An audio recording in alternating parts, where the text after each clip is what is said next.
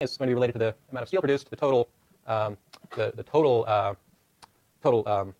will be equal to N times phi times Y. Okay, so there's a supply curve that reflects the private costs, and these all reflect social costs that are external to the firm. Now, in addition, there's some demand for steel, as I drew before. So this is demand for steel. And what we're looking for, this is the same picture I drew up above. We're going to try to take this curve, add it to this one, and work out what the social optimum is. So I'm just going to work through this picture the rest of the time here. So I know what the private solution is for the firm maximizing its profits. Let's think about figuring out the solution to the social problem. So the way I want to go about that is to notice that there's two costs associated with this problem, the production of steel here.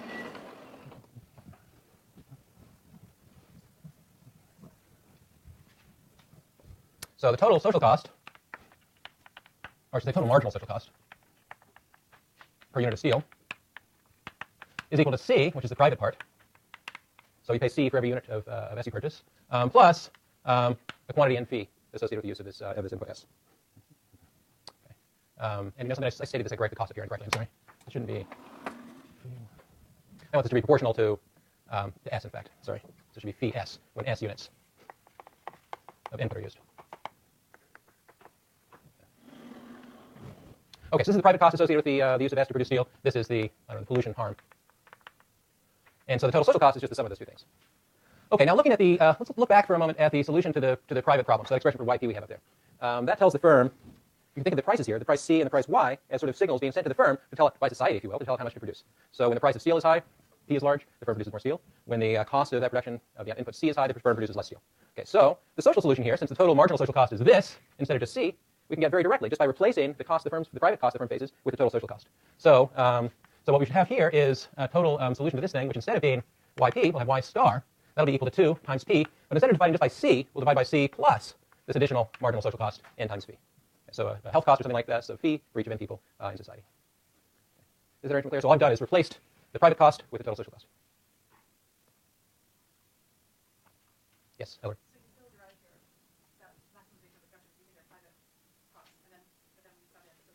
Yeah, in this case, this technique won't generalize perfectly. But in this case, where I can just make the cost associated with the steel production, either one private number or one social number, I can just swap in the true social cost and get this. Yes. Yeah, it's here's just algebra. So this, all I'm going to do here is move the C to the other side, divide through by P. I guess flip them both over, and then square both sides. So that gives me S as the square of P over C. Yeah. Okay. Okay, so let's go ahead and finish. Where did my picture go? Here it is.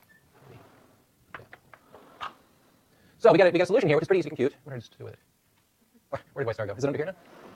Yeah, here we go. So we substitute in the total marginal social cost for the private cost. That gives us an expression for the optimal level of social output. So that number is going to coincide with what happens if we add these things up. We get something like this. This total demand now is going to involve giving us a quantity Y star that looks like this. Okay, so that's good. So we know how to characterize the private. We know how to predict what the private outcome will be when there's no when the firm doesn't take into account the externality at all.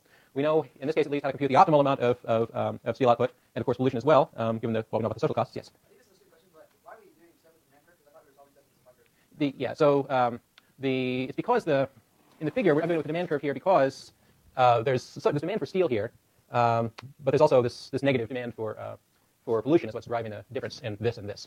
So we're going to do a trick. Actually, bear with me for a moment. I think. Let me show you how to. Yeah, bear with me for a moment. I'll draw another supply curve that gives us this point. The point right now is that this is the sort of social demand we want for steel, given that it also involves this joint production of pollution. We've solved for the amount we want. We haven't figured out how to make the firm deliver it, and that's what's coming next. And that will affect the supply curve. Yeah. Okay, so we've got Y star here. We've got YP. We just repeat that in here, I think. So YP is equal to 2 times P divided by C. Now there's a well-known approach to trying to deal with. So what we're going to try now is we see the private solution isn't equal to the optimal social solution. So we want to fix that problem. And the solution that I'm going to propose is one that was devised by an economist named Pigou. And so his idea was that what you could do is tax the producing firm in this case. And if you design the tax cleverly enough, you should be able to align the private incentives with the social benefits. Okay, so here's what we want to do. We want to think about a problem facing the firm if they're also taxed on the amount of the input S they use. So let's let there be a tax on each unit of S. Okay, so we can impose a tax on the purchase of its input. And so this changes the firm's problem. Now the firm's private problem facing this tax becomes the same thing to begin with. We'll have P times 2 times the square root of S. But now the total costs will be C plus this unit tax times S. So we're changing the marginal cost that the firm is facing. Is that clear? And we can solve this thing without even doing any algebra, because we already solved it there. If we just substitute c plus tau for what we had for c before, that tells us that yp will be equal to what do we have? Sorry, 2 times p divided by c plus tau. So this is the level of private production now. And now here's what we want to do. We want to find a tau that makes this level of private production, private provision of steel, equal to the optimum. And we know the optimum involves 2 times p divided by c plus n phi. And so as a consequence, all we need to do to find the optimal Pigovian tax is to set tau equal to n times phi, and that will induce a tax of that magnitude will induce the firm to produce a level of output yp, which is equal to the social optimum y star. Okay, so that brings us back to Scott's question, which is why are you messing around with demand when the problem here has to do with supply? And so here's the answer. What we're going to do is, even though it's a variation in the social demand for steel pollution that creates the externality, so that this gives us the sort of social demand curve, this is the optimum, what we can do is now mess around with the supply curve and increase the social cost. So if this is the price of, this is the initial price of steel, so this is P here. What we can do is increase the marginal cost of producing steel by increasing the denominator here, and that's going to give us a quantity which we want to line up with the optimal here, so something like that. And then this quantity here is going to be related to the taxes we pay, and is going to correct the, let me not focus on that, is going to correct the externality. So the old level of private production would have been here, so this is y sub p, here's y sub star, after we impose a tax on the input to reduce private supply. Yes? So when you, the first time around, this defect, what is the value of the y-axis? How do you interpret that? Yeah, everything needs to be, good question, so everything needs to be in the same unit, so the units are dollars here. So most of this stuff works just fine. So the price of steel works just fine, and that's all just the usual case. The only thing that's a little bit tricky is we need to make sure that the damage that individuals are facing are also denominated in dollars, or marginal damage is denominated in dollars. And with that, we can just you can pick out a point here and say, well, this is the marginal damage from pollution if you produce this much steel. So add it to the marginal benefit of producing steel, and you get something which is the true social value of the steel plus the pollution. Okay. So yeah, you need to make sure this isn't in utils but in dollars to make this work on the graph. Mathematically, stuff works different. Yes, Katie.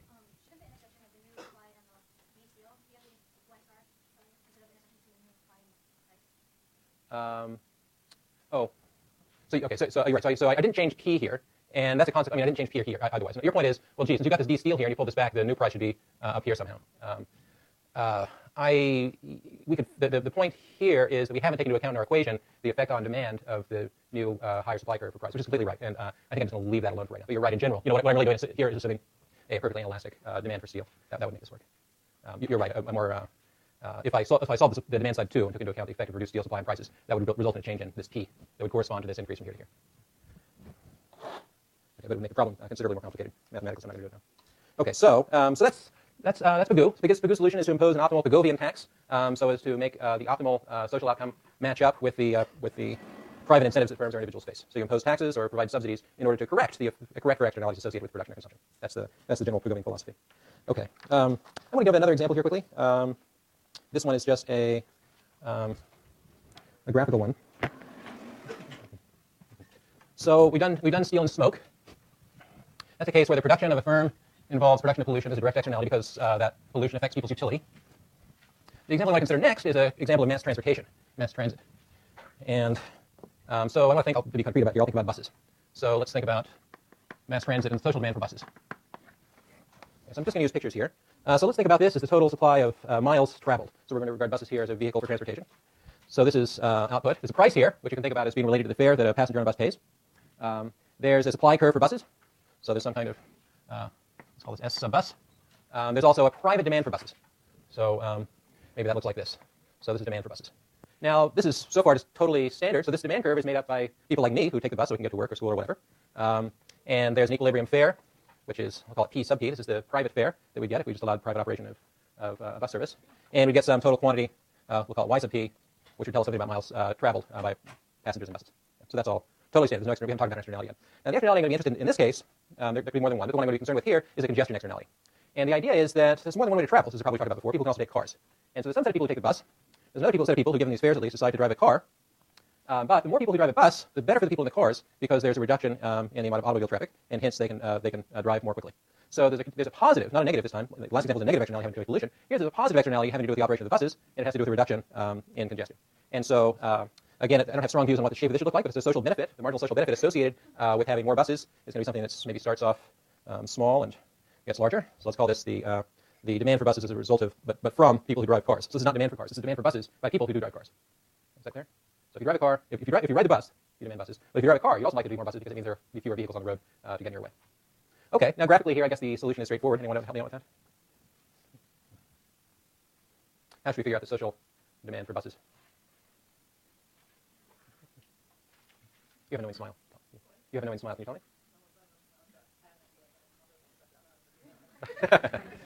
Are there any ventriloquists in the class? Okay, so what we could do is, in all these cases of externalities, sort of the point is that all the drivers on the road here benefit from there being fewer buses. And so a way we can figure out the total social demand here is to do a vertical summation of demand for buses from bus riders and also from people driving cars. And so we'll just sum these things vertically to get that. So in this case, we had 0 here. There's no demand for buses at this level of provision perhaps, and then it's increasing a little bit. So this is the total demand for buses from bus riders and from car drivers. And so in this analysis, this tells us that the optimal provision of buses should be a Y star here. And the simple point is that this is larger than the private level of provision. That tells us that what we'd like to do, the marginal benefit to society collectively of having an extra bus is, call it P star here. And so that's the value of each additional rider on a bus, or each additional bus, something like that. And it's greater than PP. So here's a question: how can we implement the social optimum here? Some kind of we're still doing cuckoo. Yeah. So in this case, the social benefit. I mean, sort of the problem is that an individual bus rider, the person riding the bus, is going to be willing to pay this much.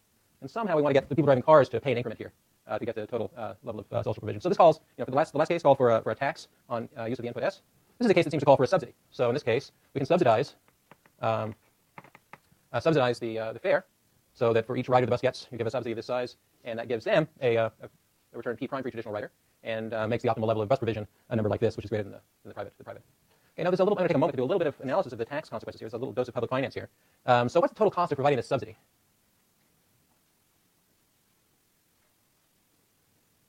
Well, so we're providing a subsidy for every unit of Y. So there's a subsidy here, which is going to cost a total of this amount.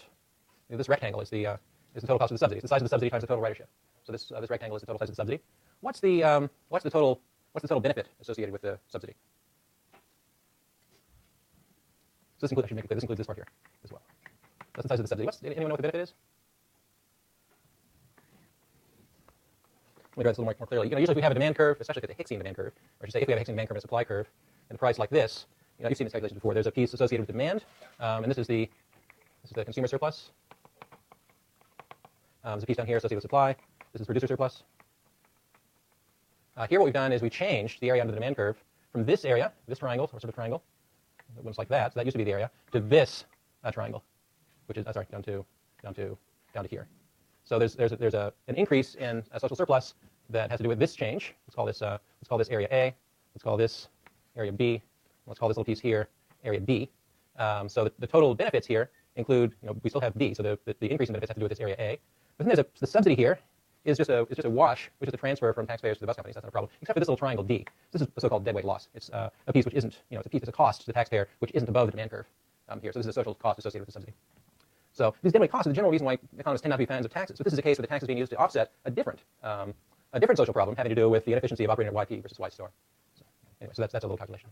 All right, so mass transit. So the takeaway message I want you to have here is that for this case of mass transit, there's demand from multiple places, from riders themselves, from people who don't ride but benefit from reduced congestion. We can add that up to get a social demand, and we can devise a subsidy to get the bus companies to provide the optimal level of buses. Yes, Scott? So mathematically, would you get the same answer, use the same way to get the tax? Yeah, we could. So a subsidy just looks like a negative tax, so that part would be the same. You need to take a stand on what the different demand and supply curves are here to work it out, but the procedure would be the same exactly. And you wind up with the Pavlovian subsidy, which would look like that difference between P star and TP instead of a